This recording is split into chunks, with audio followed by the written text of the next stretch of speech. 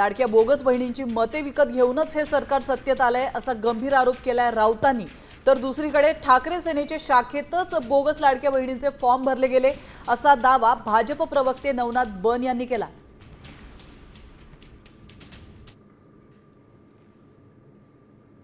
आपापल्या मतदारसंघामध्ये बोगस लाडके भाऊ लाडक्या बहिणींना पैसे वाटप करून यांनी मतं विकत घेतली।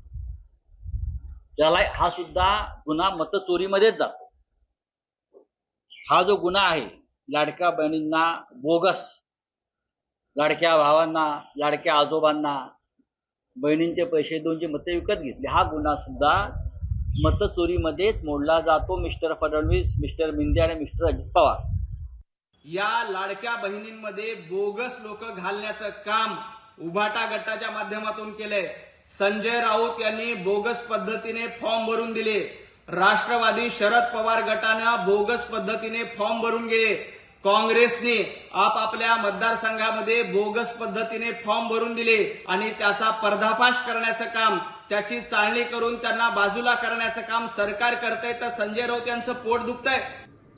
आता isakal.com आहे देशातील नंबर 1 ची मराठी न्यूज वेबसाईट। प्रत्येक अपडेटसाठी isakal.com ला नक्की भेट द्या।